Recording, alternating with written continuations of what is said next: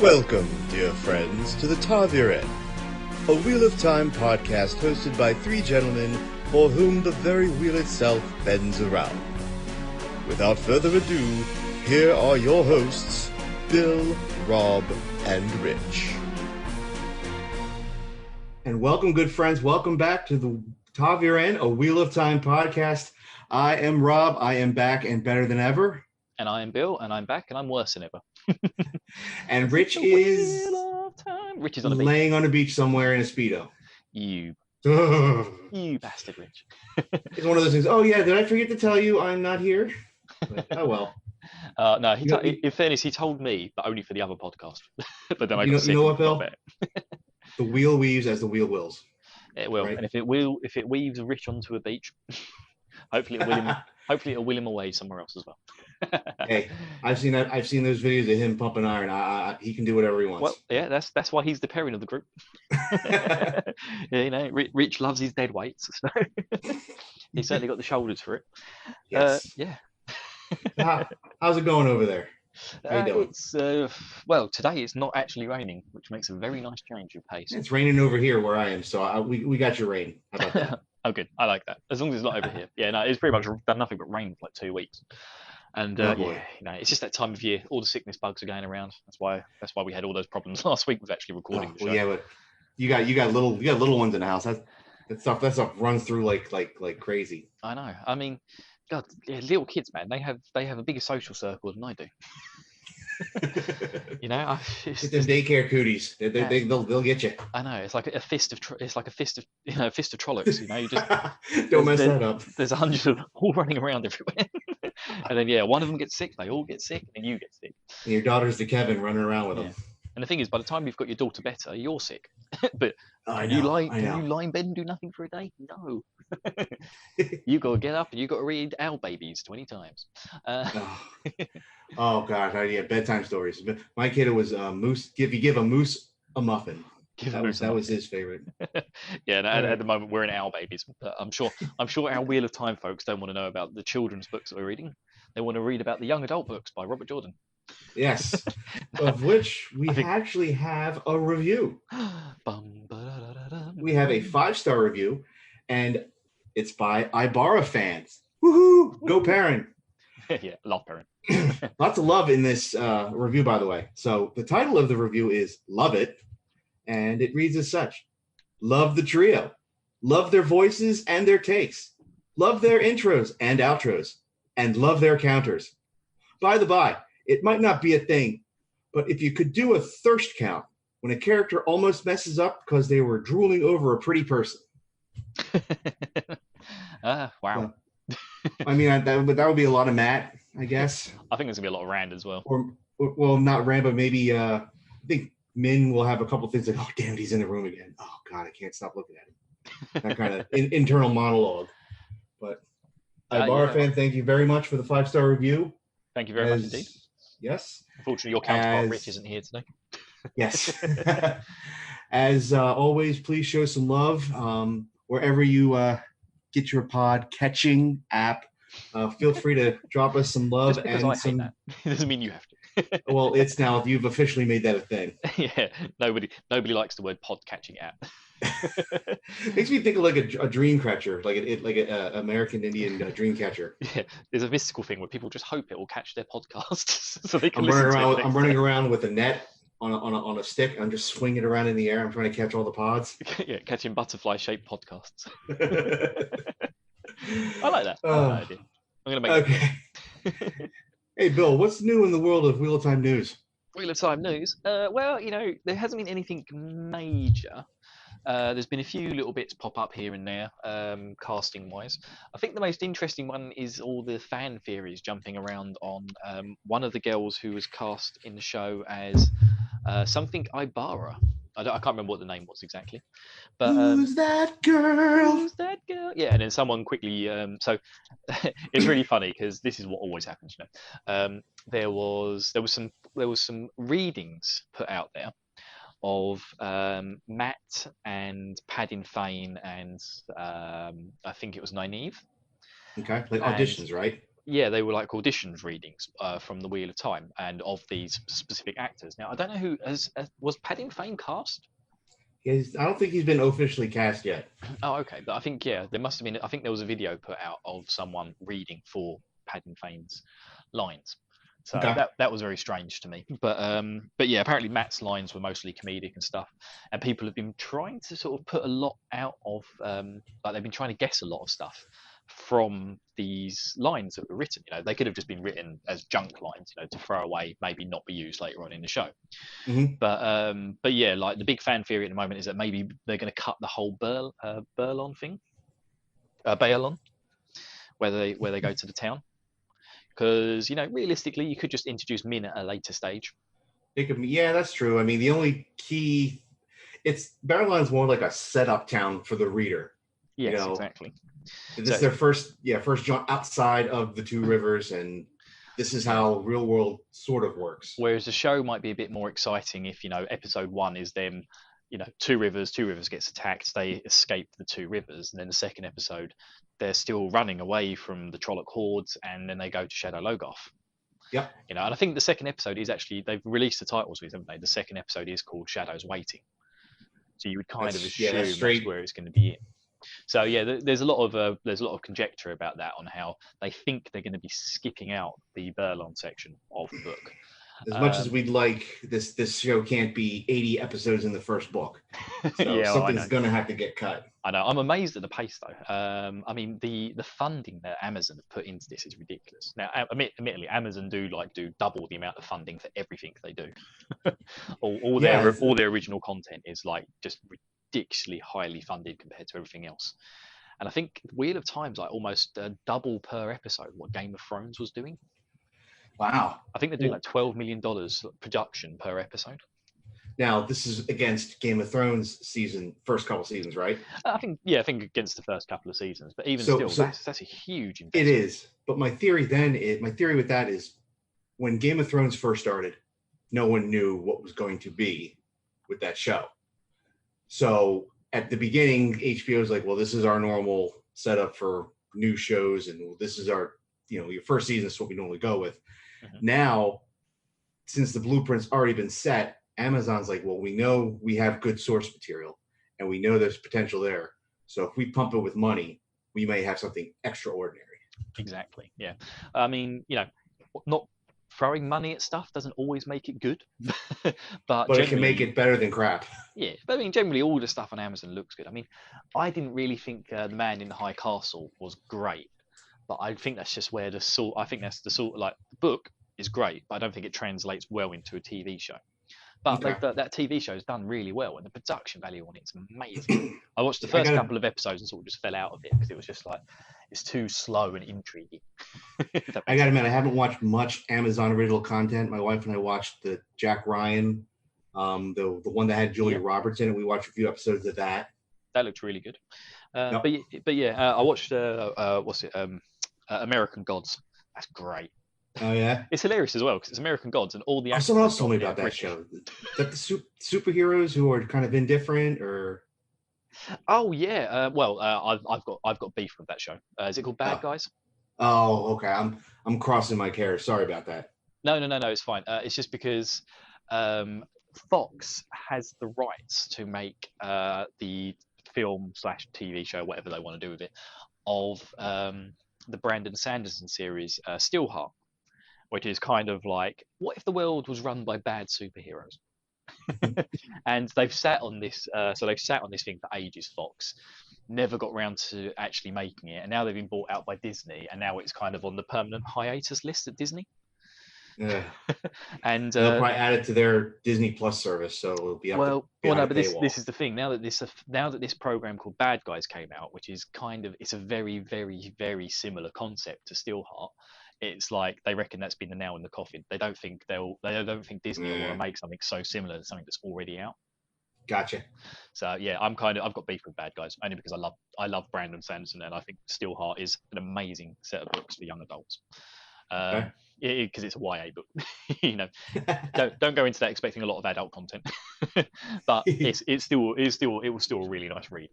But yeah, So the final thing that happened as well. So those casting videos got taken down pretty quickly. They were on Vimeo, I believe.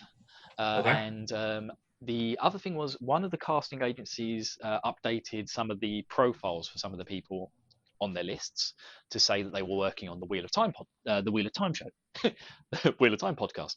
They're coming to work for us, Rob. Hey, more help. Yeah, and so these were very quickly taken down, but people are quick; they take screenshots of stuff.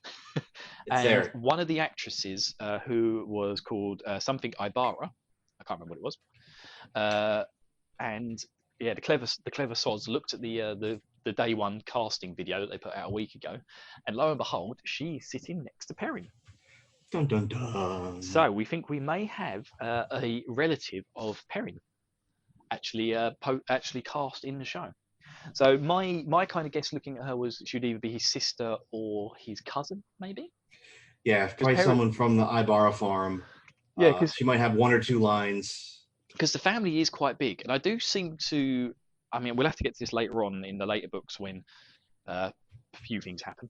No spoilers. Yeah. But I'm sure Perrin does mention that he has got a large family and he has got a favoured cousin. I do remember that. And I think of the three, Perrin was the most homesick. Yes. So, I mean, we know that his farm got sacked in the Trolloc raid. Yes, we know that. But not completely eviscerated. So there's obviously we don't survivors. know quite what's happened to his family at this point. Yeah. But I think for the most part they survived the Trolloc thing. But I do seem to remember. So I don't think this is until like books 5 or 6 or something. Mm-hmm. I seem to remember Perrin talking about his family in those books and mentioning he has a favourite like little cousin. Mm-hmm. But I could be completely wrong. These books are so long and extensive. It's sometimes the details become quite fuzzy in your head. I'm sure one of our Discord listeners will help to enlighten us. But yes, but that's my take on it, because she doesn't look anything like the guy playing Perrin, so I do seem to think it's going to be his cousin. Now, I saw Nablis's take on this, Rob. I don't know if I don't think you watched it, did you? I actually was watching it up until the point I had to sign on with you. So okay. I didn't. He was talking about the videos, but didn't get specifically to this Ibarra character. Okay. So he's now. I'm going to completely disagree with Nablis here. Now he could have inside information. I don't know, but he seems to think that it's going to be Perrin's wife. She does look very different to the guy playing Perrin, but I think wife's a bit of a stretch. I mean, we can't spoil things. No. Rich may not know of this of this, let's move on from that. But yeah. His fan theory was that it's going to be he's spinning it. Yeah, like Perrin's just got married and she's going to die during the Trollocs raids, and then that's going to give him a bit more backstory for the TV fans, which does kind of make sense. But I will say because in the video he did mention that the story is going to have to be changed for necessity in the TV show, and if Perrin needs a quick character build, this is one way to do it. Because at the moment in the books, we 2 chapters back we had Wolf Brother, where we finally start to build up Kevin. Perrin, we slowly start to build up Kevin the murderer. We slowly start to build up his backstory. Actually, just his current story, actually, and just building his character. Because I think at this point in the book, we haven't had any sort of viewpoints with Mat, have we? And so we've had no character building with Mat apart from what other people see of him. Started fingering his dagger. That's all we have with Mat right now. So we're getting a bit of story from Perrin, but they may want to, interject stuff earlier on to sort of build out their character. I can see that out more, especially as you're going to have, the 3 boys as the big sort of draw of the show. So, So yeah, you never know. It could be Perrin's wife. They may sort of add something in there where she dies or early on, or just maybe even completely change stuff from later on. And to be completely honest, if that is the case, and this is Perrin's wife, and she was to die in the Trolloc raid, that really doesn't affect further future events of Perrin. No, events could still happen. It will just help people attach themselves more to his character and feel his pain a bit more. But hopefully, see him as a happy husband with a loving wife. Maybe just got married. He's more of an endearing character. Yeah, but I don't want him to make him too angsty.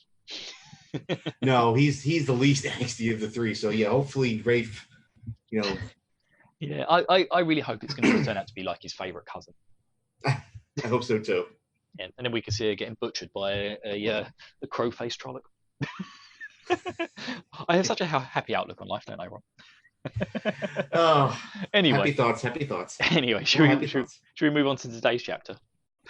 Chapters. Chapters. We're going to start with Eye of the World, chapter 27, Shelter 20 from the Storm. or, yeah, 26 Whitebridge. And wait, 27, Shelter from the Storm. oh, excuse me, let me flip.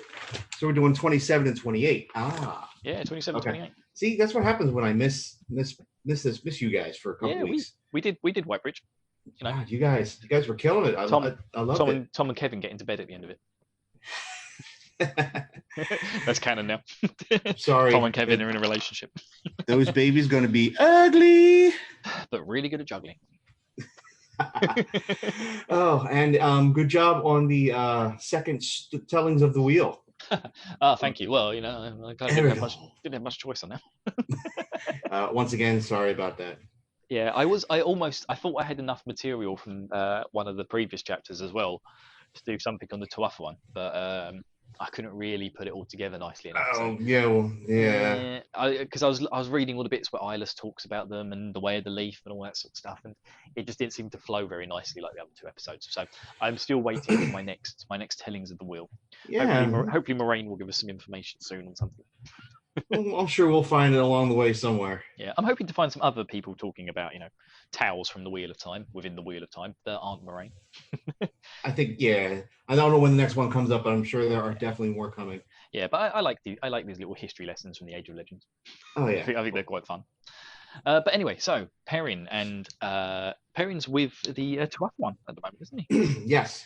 My first note here says Perrin is getting frustrated with the Tinker's lack of urgency. He's very goal driven and struggles with how they're just wanderers and meander around and whatever happens. And Perrin's more like, well, A, B, C, D, E. We gotta have a reason, gotta have a goal. And the laid back, laissez-faire attitude is just not his way. Yeah, he's very much wanting to sort of just continue his journey very quickly, but the Tuatha one sort of tends to just labour along slowly. Come sit, drink, dance. I still don't know what these people are doing so deep into this forest. You wouldn't think they'd go that far off the road, would you? But Well, aren't they semi ostracized by cities and stuff? Like they're allowed around cities, maybe help tinker and fix things, but for reality, they steer clear. I know, but at the moment we are a huge distance away from anywhere. Yes. I think the wheel has delivered these people to Perrin. Obviously. And Egwene to Aram. Yes, but yeah, Perrin's getting very frustrated with the whole thing, and he's getting very frustrated with the fact that they're always dancing. We'll get to that. always wearing his clothes. Yeah, the dancing bit later on is great. So I mean, Perrin also is starting to see a strained relationship between Elias and the Tinkers. They put a smile on each other's faces, but the facade quickly fades after passing. Perrin does state that the Tinkers are he compares them to skittish deer, and of course Elias would be the wolf. Indeed, and yeah, he compares it mostly using the way Eyeless walks, doesn't he? He says Eyeless, when he walks, he looks like he's just oozing danger. Whereas the Tuatha one couldn't be any further from that. They just look like calm, nice, happy, relaxed people, but also ready to run away at any moment because they're a bunch of pussies. Yes. Pussy. Bang! Oh man, I love you, man. Where'd leave, bro? Oh, you stole my next note. Almost literally, man. My next note says Perrin's worried about the longer they stay with the Tinkers, the greater the risk of the Trolloc raid. So yes. Elias's reaction is chill, bruh. Chill, bruh. Yeah. Chill, bruh. He's worried at any moment the Trollocs and the Myrtles are just going to descend upon the Tuatha one and just butcher everyone. He even has some bad dreams about it. I'm going to pull a little comparison here. By Elias telling him to kind of literally chill, bruh, that's almost like Maureen saying, "Well, that's just the way the wheel weaves." Yes. In fact, actually, because when a parent asks Eyeless, why aren't we moving on? Eyeless is just basically like, nah, I'm not feeling it yet. You know, he's like, "It's not time yet." But then we find out what triggers the correct time to leave. But Yes. at this point, when he's like, "No, I'm not ready yet. It's not right." Yeah, he's just like it's basically I've got a gut feeling, and he's like I've always trusted my gut, and it's always done me well. Right Yep. now, this is where we need to be. You know, Yep. you need to be watching. You need to be watching your friend dancing with another guy, even though she's kind of half betrothed to your best mate. You know, come on, Perrin. You should be protecting your brother's honor, man. You should, she's Rand's girl, man. You're letting her dance off with this guy, who won't even punch you back if you hit him. Oh man, so yeah, I'm not really like that. I'm just saying. Oh, I understand. So between time with Isla and as I like to refer him, Mr. Player, Egwene did not spend a lot of time with Perrin, and that's getting Perrin a little more worried. He's like, Yeah. Egwene is starting to get enwrapped in this culture and the way of Leaf. I hope nothing sticks with her. So, as we'll know, nothing is farther from the truth. But that's one more kind of notch in Perrin's angst meter, I guess, lack of a better term. Yeah, Aram. Oh God, what's his name? I call him Aram. Aram, yeah, Aram. Aram's given her some blue beads as well, which are around her neck, and she keeps playing with. Yes. He's giving her gifts, dancing with her all the time. Yes. And yeah, and I like the bit about where the Tinkers he talks about how they're always just playing bloody music, and how infectious it is, and they start playing all these songs that he recognised, but they just had different names from in the Two Rivers, like Three Girls in the Meadows, which the Tinkers called Pretty Maids Dancing. And so, one day Perrin, not thinking about it, he asked for the Tinker Has My Pots. That's right. And they thought, yeah. Do you have that incredibly racist song about yourself? About yourself, yeah. Do you have that song by NWA? It's probably what I can see him, like, if they do it in the book or in the TV show. It's one of those things where he says, and as he's saying the last word, he's like, do you know the Tinker Has My Pot? Tinker has pot. But the Tinkers have a sense of humour. They fell over laughing. They said it was called Toss the Feathers, or Toss Off Farm Boy. I know. Toss off Farm Boy. That would be a bad. Toss off the Farm Boy. That's not very way to leave of you. No. Hey man. But this does lead into probably one of the more funniest parts of this book. And that is the slow dance of the Tuathon. Oh, God, I love this. I cracked up every time I read this. The parent is sorely unprepared for how women dance slow and smile and wink. So to me, this really sounds like sort of like the Arabian type of belly dancing, or Turkish belly dancing sort of thing. Or even like Hawaiian hula dancing. Yes, that sort of thing. But very slow, very sensual. The women, they make eye contact with you as they're doing it, and they like the way Robert Jordan describes the dance as well. It's like they don't break eye contact. So as they spin round, their head stays still on you, and it just flips around for a second, looking back at Perrin. I just did that. I just did that whole move. I just saw you do that. Oh yeah, I forgot my camera was on for you. I'm not some farm boy from the Two Rivers, Bill. You can't. Don't try to woo me with your crazy ways. Woo you with my sexy eyes that nobody can see because this is a podcast. All right, now you had to make it weird. But yes, but it's like it starts off with one woman, and then another, and then another, and then another, and he's just like, I could count with a couple, but when it got to 8, it's just like I had to go put a pillow over my lap. Perrin runs. Then it's like he started to realize, well, how come when I look away and I look back, there's 3 more women? Yeah, every time I look away, there's more of them. And then he realizes that because of the fact he's getting so embarrassed, it just makes it even worse. And then they just want to embarrass him because they think it's hilarious. And Elias has a good one-liner. I think Elias says something like, they don't dance for him like that anymore. So he's glad that there's young and around for them to Yeah. feel inspired to dance. He says it takes a bit more to warm his blood, doesn't he? Yeah. Takes more than that to warm my blood, but for you young'uns. And then then Egwene starts to learn it. That's right. She's Dirty girl. it's and this is good character building for Egwene, because you get the feeling that she's curious and unafraid. Yes, She'll try anything. indeed. And we know she's in the background nervous, because in the last chapter we had with Perrin and Egwene, she cried on his shoulder, just asking him to tell her it was okay, even though he told her off for dancing. So she's just trying to enjoy herself and just forget the problems for the moment, because the problems are only around the corner. Yes, as we know. But it was once he saw Egwene starting to learn the dance, then you could almost hear the top of his head just go, because he's like, I can't take this. Okay, now it's too much. Like, I can't. Yeah, I know her. Yeah, I know her. She can't be doing that. And Brand, I love you, brother, like a brother, but but yeah, I need to go to bed. But Egwene ain't going to be my baby mama. No. So what happens next? So we've had the sexy dancing. Well, I think Perrin's, he sees Egwene dance and he's upset. I mean, you and I can look at it and say she's trying to compartmentalize and she's living in the moment and trying something new and exciting. But all he can think about is, aren't you worried that we're going to reign? Just us being here is going to bring death and destruction down on you. And she kind of is the same way as Elias. She's live in the moment. Tomorrow we fight, tonight we dance kind of attitude. Yes, the 300.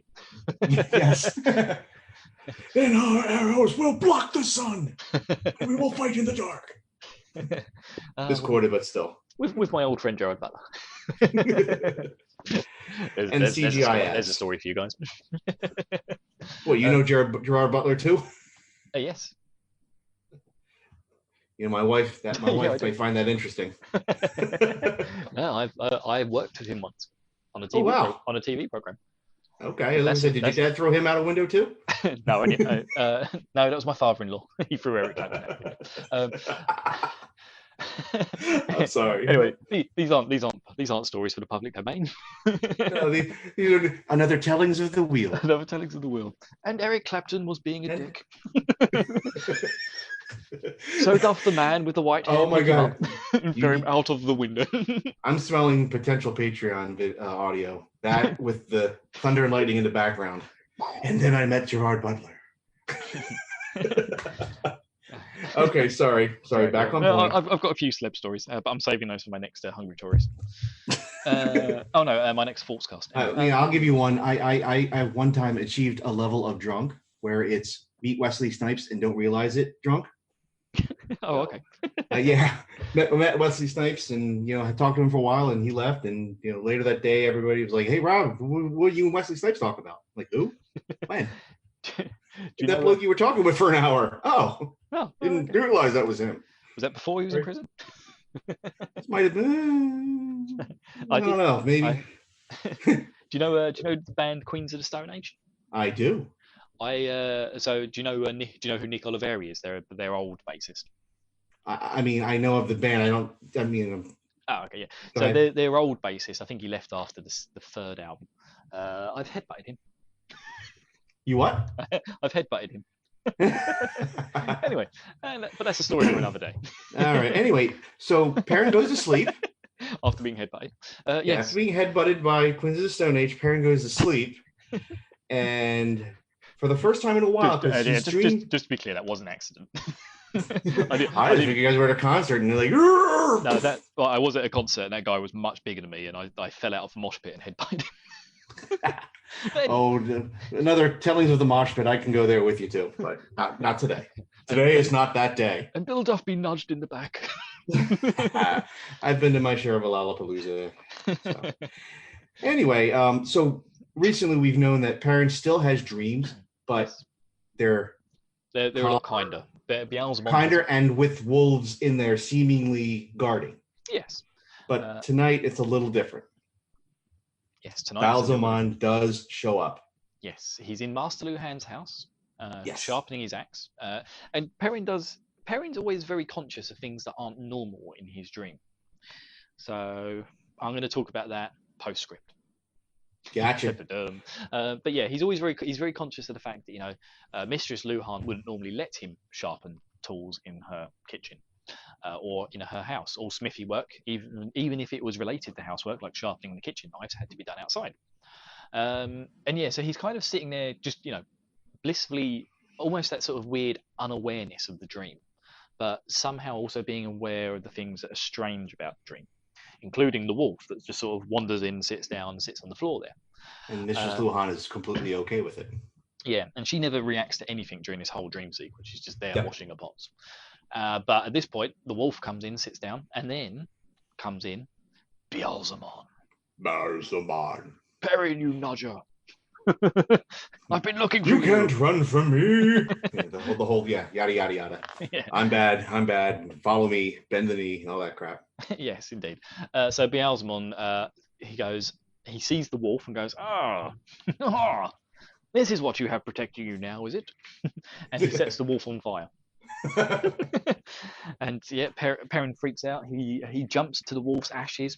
And, it all goes to his hand. It covers his hands, and it's all sticky, sort of weird ash that he gets covered in. Goo. Why am I drippings with wolf goo? And Ba'alzamon says, "If you are the one that I am looking for, you cannot hide from me." And he throws a raven in his eye. As you do. Why the eye? Always the eyes. Always the eye. Yeah. Perrin feels it pop as well. And why? Please stop. And yeah, and that's. Are you killing me? And that's what wakes Perrin up from his dream. And then who happens to be there when he wakes up? Yes. Elias is by his side. Yeah, he says, "Yep." He says it looks like Elias is reaching out to wake him up, but once you felt your eye pop, you're up. Thankfully, Perrin hasn't lost an eye. His eye's fine. It's back to normal. There's no missing eye. I would like to pass this. Keep going. Yeah, keep them. Yeah. And so yeah, Isla's mate says, "All right, I think now's the time." He's like, "Yep, you felt that too. Yep, we're gone." Yeah, we're gone. We're gonna leave now. And even Rain, the leader of the Tuatha one. What was he called again? I've got the word Mahil stuck in my head, but that's something completely different. Mahil? No, that's something else. That's something else from like book 12. Oh man. Anyway, but yeah, he. I love the way that. I got gypped for it because I couldn't remember what it was, or I kept calling it the wrong thing in the last chapter. Yeah, I know, and I'm trying to flip now, but oh well. But I love the fact that he's like, we gotta go now, and then Elias is like, okay, we'll set up a banquet, and you can leave in 3 days. He's like, no, now, but the banquet, it's the whole way the leaf thing. It just cracks me up. Are you looking too? Yeah, sorry. Good quality. Good podcasting when neither of us is paying attention to what's going on. I know. Well, I'm a. But yes, the leader of the Tuatha one. Whatever they're called. I can't believe that because I kept calling the call things like that now. No, maybe he's the Koramor, or maybe he's the Karakarn. Is that what they're called? No, I'm the Karakarn. Karakarn or Karakarn? Mardi. Anyway, Mardi, that's it. Well done. Yeah. So Rain, the Mardi of the Tuatha one.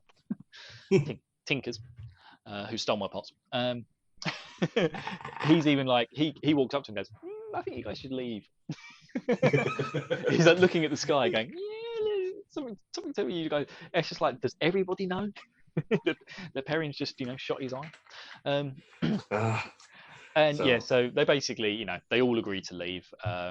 Even Perrin's surprised that Egwene doesn't put up a fight. She straight away Aram certainly Aram, the petulant little shit that he is, he storms off after he realizes Egwene is not going to stay. Oh yeah, he's probably butthurt about it. Yeah, hopefully nothing ever comes of that. Yes. But yeah, so Egwene makes the effort to leave, and on top Bella she rides, and off they trot. And Egwene gets one of the better burns in this book at the end of the chapter. Yes, right at the end of the chapter. You wanna go with that? Yeah. I got So- Egwene. Egwene's giving some womanly advice from Isla, and then Perrin says, Because "Men don't need advice of being men. We just are." And then she goes, what she says? she says, "Well, that's probably why That's probably why you make such a bad job of it." Up ahead, Isla's cackled loudly. And I also heard somewhere somehow Nynaeve would be pleased. Very pleased. Yes. Yeah, because he asks her, doesn't he? Like, hey, what did you spend all that time talking to? And she's like, just gave me some womanly advice. Men don't need it. We just are. No, he says, advice. Nobody tells us how to be men. We just are. Yeah, I love it. So funny. And that finishes our shelter from the storm because now everyone's like, bugger off. And we switch perspective to footprints in the air, and Footprints in air. we're now looking at the world from Nynaeve's point of view.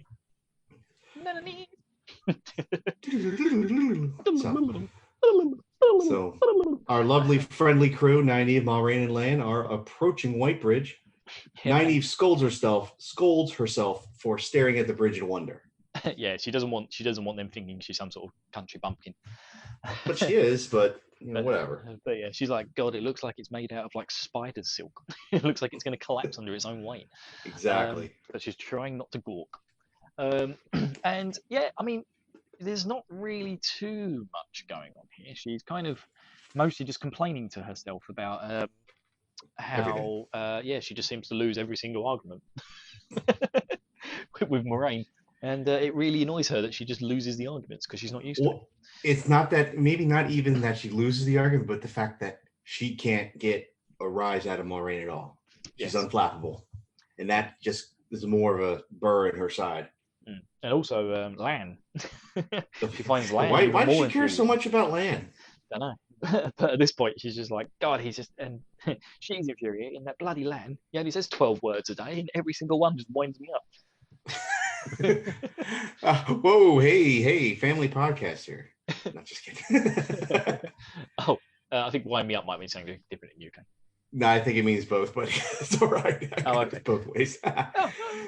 Okay, well, in the UK, wind me up just means getting annoyed with something. It does here too, but it can also be other reasons. But I've not heard that one. I'll have to use that more. So want me to wind you up, baby? So one of the things that they were arguing about is where they should be going, because I guess through the coins, Moiraine was able to discern that one separated from the three. So now there's two different sets of parties out there. Well, yes, because she knows Perrin's got his coin. Yes. She No, doesn't. she knows one of them has their coin. Not necessarily that's Perrin. Oh, okay. I feel like she would know which one's got which coin. You do? Because maybe she never really, I guess. I feel like she's being purposely obtuse towards No, that could be too. towards Nynaeve. But yeah, I feel like she will know that Perrin still got his coin. Okay. But yeah, she knows Matt and Rand no longer have their coins, but she keeps telling her that when she gets close to the boys, she'll know where they are. Yes. So there's obviously some sort of deeper connection that she's made. Yeah, and if she can unfortunately, be we're where not. they recently were, she can tell that too. But as Moiraine said with when she was teaching Egwene, like many chapters ago, basic use of the One Power, and she was using her little medallion thing that she wears on her head. Yes. And she does say to Egwene, like the medallion itself has no power, but it just helps concentrate the mind. So I kind of feel like she's made some sort of magical link using the One Power to the three boys, but she's able to determine where they are anywhere in the world by using those big silver dollars that she gave them as a aid to sort of help the link. And of them. But once the boys gave up their coins to Captain Domin earlier on, she lost that link. Yeah, but then I guess the argument is Moiraine's trying to explain to her. She said, "Listen, the one with the coin, I could follow him to the ends of the earth. Yep. But the other two, I have a trail of the other two. We need to stick to this trail." Exactly. Well, Nynaeve's more like, well, if we know where he is, let's go get the one that we know. Basically, Nynaeve's just saying that the sky is red. Because just to be argumentative. So they obviously decide to stick with the trail, and she Nynaeve acquiesces to Maureen's logic because no other choice. You have to logic with the Aes Sedai is what they live with, so you can't help but follow it.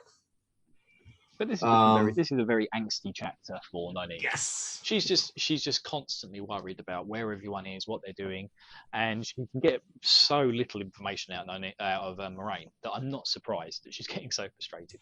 And it's a good character building for Nynaeve too. We get that she seems to be always pissy, but we also get to see that she really does care, and she takes like a motherly approach to these guys, even though she may be 4 years older.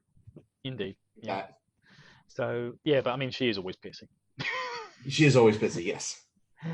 She's such a pissy little person. She's still under the guise of, I will learn the One Power and I will use it to get my revenge on you, Moraine Damodred. So. Yeah, bitch. Yeah, exactly. I'm gonna smack you up. It's like in her inner monologue, she's like, I wish she wasn't here. And then that means, oh, so you wish to be alone with Lan? Oh wait, no, that's not what I meant. Yeah, at one point as well, Lan even turns her to go back to the Two Rivers, isn't he? Yeah, he's like, yeah, just you can go. Yeah. Once we get to Whitebridge, you should probably head back. Nothing's behind us now. And of course, that as everything else just pisses her off more. Yeah, she's just like, what? I ain't no pussy fool. I love Nynaeve. I always imagine her being like proper like Two Rivers gangster stuff. Two Rivers represent. We got Jamaican language. I think you should go home. Here's some guns for the road. Yeah, man, here's a bacon sandwich. Take it home. Back to your Two Rivers. Fool. Fool! Mama didn't raise no fool. I'll put a cap in your ass. Anyway. Okay. Yeah, so I'll put a weave in your ass.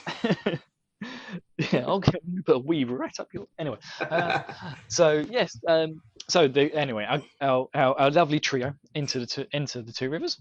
Enter Whitebridge, and they cross the bridge, the wonderful bridge, which looks very wet, but they manage to keep their footing.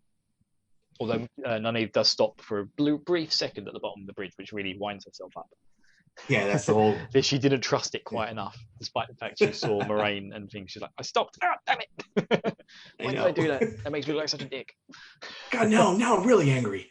Yeah, she's just so angry at herself in this chapter. It's great. So what do they see when they crest the top of the bridge? Smoke. Smoldering ruins. Indeed, of a certain person's boat. Yep, random buildings. And I think as they're passing people leaving the city, no two stories are the same. Mm-hmm. Yep. Wildfire to this to that to the, I left the oven on, and all that stuff. But I think it was. I like that. I think Nynaeve even comments that buildings, it's not a uniform fire. Like individual buildings are lit up. Yes, so she knows something else has happened here. It's not your simple thing. It's the people in this town have gone nuts and burnt a few select buildings to the ground. I mean, we know that when the boys left Whitebridge, word was just starting to spread about potential dark friends.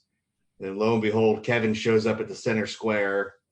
Some old crazy guy with a big white beard's yelling, "Run!" And and then him and Kevin start rolling around on the floor. Yeah, getting a bit hot under the collar. Having little Kevin Tom babies. Yep. Kevin Tom babies. Anyway, Kevons. My name is Kevin Marilyn. I hail from Whitebridge. All right. What happens next? I've got no idea. I'm completely lost track now. I've just got this horrible image of Tom tonguing a murderer. We're getting that explicit manner for sure. Yeah, I think we've just lost half our listeners. Sorry about that. God, yeah, I've completely lost it now. I've got no idea what happens at the end of this chapter. I think they kind of get a feel like I think they end up. We do get a Wheel Weaves as the Wheel Wills quote from Moiraine in this chapter too, so I got to add that to the counter. Yeah, definitely do. You know, look, half the city's on I fire. think we actually got 2 of those from the Mardi as well at the end of the last chapter. Oh yeah. Yeah, I think so. Oh, I heard you mention it on the pod, and I tagged it onto the counters too. Ah, sweet. Okay. So oh no, I mean in the chapter we've just read, Shelter from the Storm, I'm pretty sure he says Wheel Weaves. Hey, see, you're a little vague about that. I was going with actually Wheel Weaves as the Wheel Wills, but you're kind of opening that up to like any interpretation of it. Oh yeah, no, not the goodbye sequence between Eyeless and the guy. But you were talking about in that way back when they were leaving Emmons Field, and every time like Tom showed up and then Egwene showed up, and Moiraine was like, "That's just the way it is. That's the way the cookie crumbles." Oh, I thought she was like really saying like or very close to the Wheel Weaves. It's like Egwene's here, the Wheel Weaves. Tom's here, the Wheel Weaves. I'm actually flipping through the pages of the chapter, and there's one thing that I noticed too. Our first mention of the Red Aja I see on here too was mentioned in this chapter. So I think they've mentioned before that there were subsections of Aes Sedai, and maybe that we were learned that Moiraine might be of blue.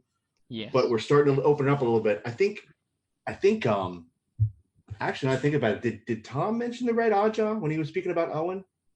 Or he just said the Aes Sedai got him? He got into trouble with the Aes Sedai. But not specifically Red Aja. He does mention to the boys when they talk about going to Tar Valon, he's trying to convince them to maybe take a different route, or just head south to Ilion. And he says, "God, what would you even do in Tar Valon? Do you even know one Ajar from the other?" Yeah, that was the line. Good recall. But sometimes my brain works when I'm not thinking of Tom and Kevin. Sometimes the sun even shines on a dog's ass, right? Yeah, indeed. As long as Kevin and Tom aren't going all Barry White on me, I'm all right for a minute. So, I mean, they get I guess the rest of the chapter is a lot of figuring out what to do next. Moiraine can discern that the boys left on an easterly pattern. Yep, because again, she's like a hound dog. She can sense their trail. Yep.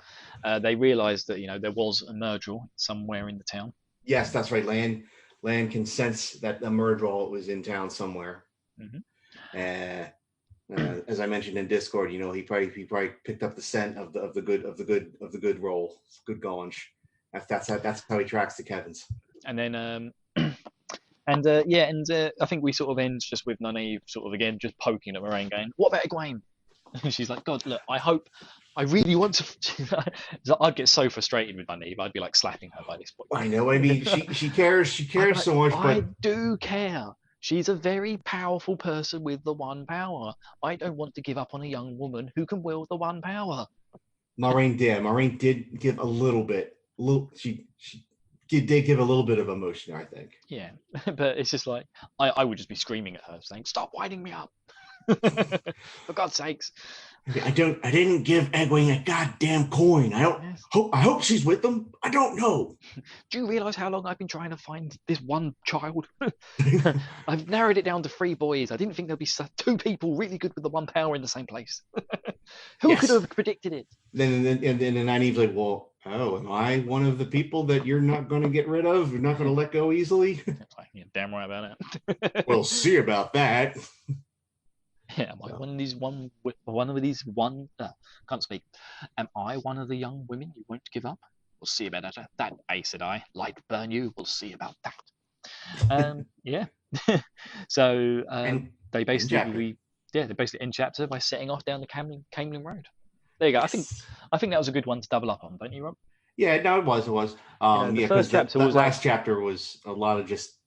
Both chapters were outside of the Yeah, well, Footprints dancing. in the Air was very short, so so it definitely had to be added on somewhere. And like I say, it's mostly just Nynaeve being angsty with Moiraine about. Yeah, Footprints in the Air was just angsty Nynaeve, character building there. The other chapter was Perrin watching women dance seductively, then having to go to bed. Yep. So, then having a bad dream. Draw with that from you. What do you want? Then having a bad dream and then accidentally getting something in his eye.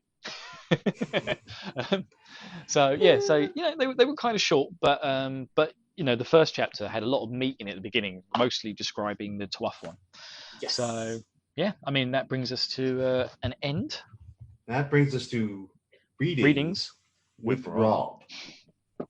And now, the Taviren present to you Readings with Rob. Chapter 27, Shelter from the Storm. According to Rain, the girls did not dance that dance often, and the woman rarely did. And according to Elias, it was thanks to Perrin's blushes that they did so every night thereafter. I have to thank you, Elias told him, his tone sober and solemn. It's different with you young fellows, but at my age, it takes more than a fire to warm my bones. Perrin scowled. There was something about Elias's back as he walked away that said even if nothing showed, he was laughing inside. Perrin soon learned better than to look away from the dancing women and girls, though the winks and smiles still made him wish he could. One would have been all right, maybe, but 5 or 6, with everyone watching? He never did entirely conquer his blushes. Then Egwene began learning the dance.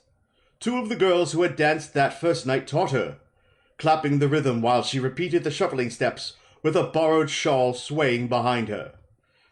Perrin started to say something, but decided it was wiser not to crack his teeth.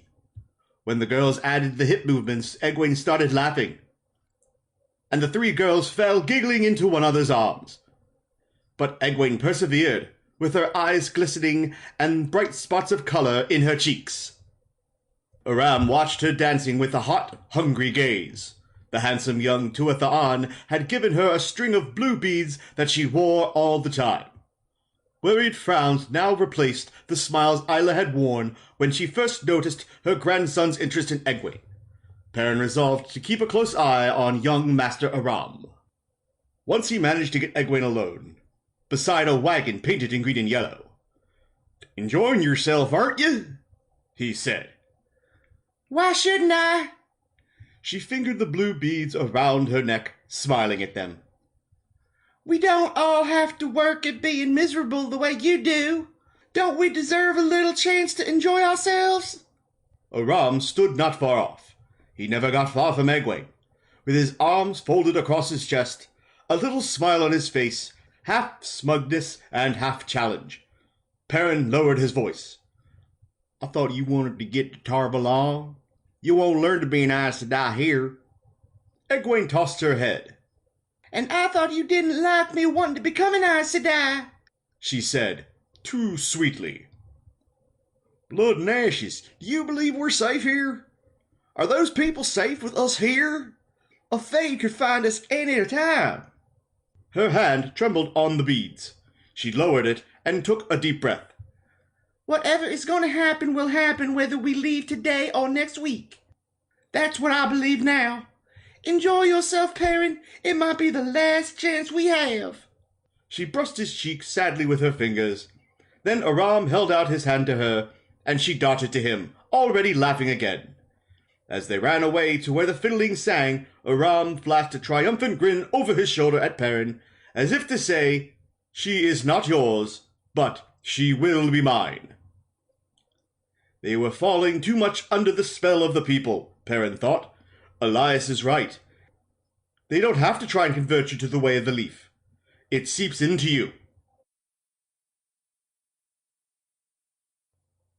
Chapter 28, Footprints in Air. "Where are we going?" Nynaeve demanded of the warder. The mood in the room was such that she kept her voice low, but she made sure it was firm, too. "After the boat?" Lan looked at Moiraine, who shook her head slightly and said, "First I must find the one I can be sure of finding, and at present he is somewhere to the north of us. I do not think the other 2 went with the boat in any case." A small, satisfied smile touched her lips. "They were in this room, perhaps a day ago, no more than 2. Afraid, but they left alive. The trace would not have lasted without that strong emotion." "Which 2? Nynaeve leaned over the table intently. "Do you know?" The Aes Sedai shook her head, the slightest of motions, and Nynaeve settled back. If they're only a day or two ahead, why don't we go after them first? I know they were here, Moiraine said in that unsufferably calm voice. But beyond that, I cannot say if they went east, north, or south. I trust they are smart enough to have gone east towards Caemlyn. But I do not know, and lacking their tokens, I will not know where they are until I am perhaps within a half a mile. In 2 days they could have gone 20 miles, or 40, in any direction, if fear urged them, and they were certainly afraid when they left here.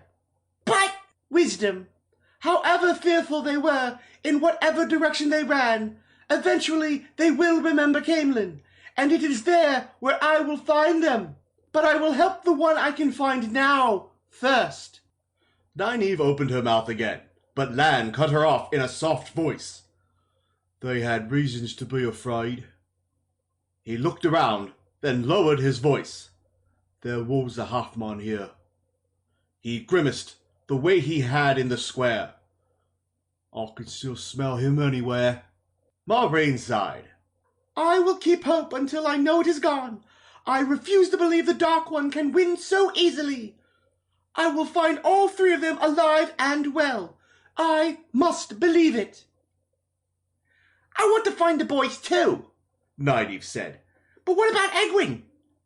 You never mentioned her, and you ignored me when I asked. I thought you were going to take care of her to... She glanced at the other tables and then lowered her voice. To Tar Valon. The Aes Sedai studied the tabletop for a moment before raising her eyes to Nynaeve's. And when she did, Nynaeve started back from a flush of anger that almost seemed to make Moiraine's eyes glow.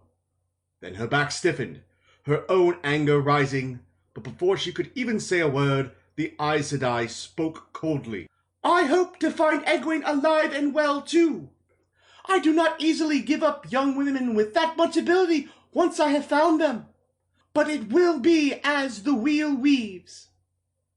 Nynaeve felt a cold ball in the pit of her stomach. Am I one of those young women who you won't give up? We'll see about that, Aes Sedai. The light burn you will see about that.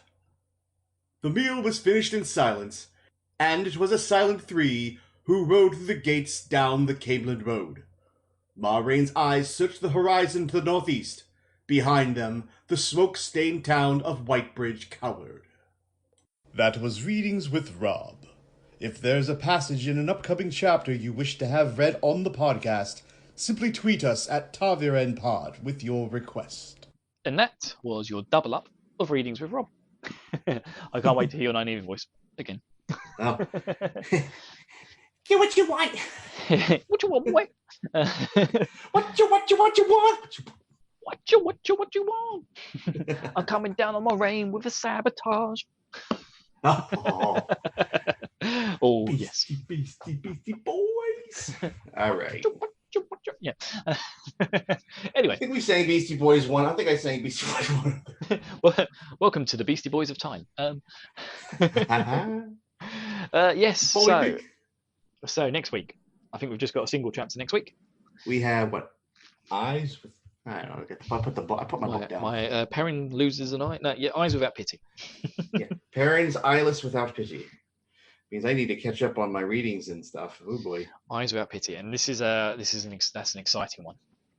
Yes, that's how you'll feel about me if I don't get caught up in time. You'll have Eyes Without Pity. Pity without eyes. Yes. So that brings us to a close. I am very thirsty. Very thirsty. A lot of talking. Rich owes us a drink. Rich, pint. Call the Cabana Boy over. I'm going to go chat up at Aram's mum. Her fire is looking very warming right now. Someone hand me a flyer here that says watch the Tuathon dance. So I'm going to check to see what that's about. Excellent, same here. I've got us front row tickets. Beautiful. All right then. Will Weaves, mate. I'll see you later. Peace. Now that our heroic trio have left the familiar confines of the 2 rivers, they find themselves being chased by all sorts of denizens of the Dark One. Our party has been scattered, and the boys separated from Mograine and Lan. Let us hope that luck, or some other force, can keep them safe. Bill? Billiam! Put that dagger down! You have no idea where in creation that's been. No, Rich.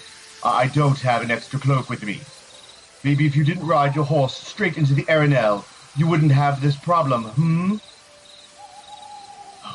For crying out loud, Robert, I know that girl from Berlon said weird things to you, but you shouldn't let it get under your skin so much. What are you, 11? You all remind me of a younger version of myself. Why, back in Watch Hill, I was...